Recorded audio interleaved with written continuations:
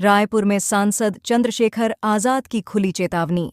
कहा, अब सतनामी समाज के साथ अन्याय हुआ तो छत्तीसगढ़ भवन में मंत्रियों को ठहरने नहीं देंगे। छत्तीसगढ़ के रायपुर में भीम आर्मी चीफ और यूपी के नगीना से सांसद चंद्रशेखर आजाद ने कहा कि अगर आज के बाद सतनामी समाज के लोगों के साथ अन्याय हुआ तो दिल्ली के छत्तीसगढ़ भवन में एक भी मंत्री को ठहरने नहीं देंगे।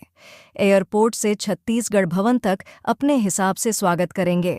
सतनामी समाज के लोगों पर कहर जुल्म दमन करने के लिए जिस तरह की कार्रवाई की, ये किसी से छिपी हुई नहीं। लगातार हमारे भीम आर्मी के नेशनल प्रेसिडेंट सड़कों के रास्ते से उन्होंने पूरे क्षेत्र में घूम घूम के जो है सामाजिक न्याय यात्रा को मजबूत करने का काम किया।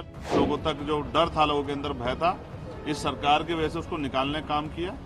आपने, मैंने, पूरे छत्तीसगढ़ ने और पूरे देश ने देखा किस तरह से सरकार के इशारे पे प्रशासन, पुलिस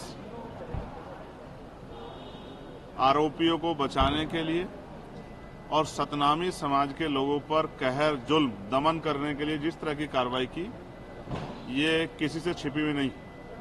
पूरे देश में रहने वाले हक वंचित समाज के लोगों में इसको लेके बहुत रोष है। लगातार हमारे भीम आर्मी के नेशनल प्रेसिडेंट सड़कों के रास्ते से उन्होंने पूरे क्षेत्र में घूम घूम के जो है सामाजिक न्याय यात्रा को मजबूत करने का काम किया। लोगों तक जो डर था, लोगों के अंदर भय था, इस सरकार की वजह से उसको निकालने का काम किया। आज हम लोग जो ज्ञापन और जो समस्या है पूरे छत्तीसगढ़ की तरफ से हमें दी गई है, उसको लेकर हमारी रैली है।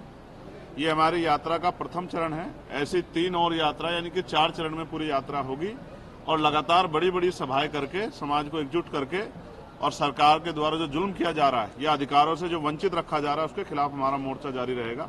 मेरा विश्वास है कि अभी जो दमन हुआ है, उस दमन का हिसाब तो जनता सरकार से करेगी, लेकिन जो भविष्य में हमारे लोगों को इनसे सतर्क रह के अपनी ताकत बनानी है, उसके लिए भी संदेश आज हम लोग जो हैं छत्तीसगढ़ के लोगों को देने का काम करेंगे। किस तरह से सरकार के इशारे पे प्रशासन, पुलिस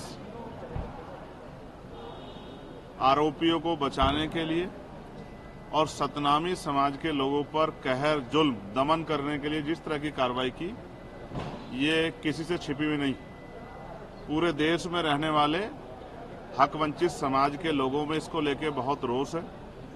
लगातार हमारे भीम आर्मी के नेशनल प्रेसिडेंट सड़कों के रास्ते से उन्होंने पूरे क्षेत्र में घूम घूम के जो है सामाजिक न्याय यात्रा को मजबूत करने का काम किया। लोगों तक जो डर था, लोगों के अंदर भय था, इस सरकार की वजह से उसको निकालने का काम किया।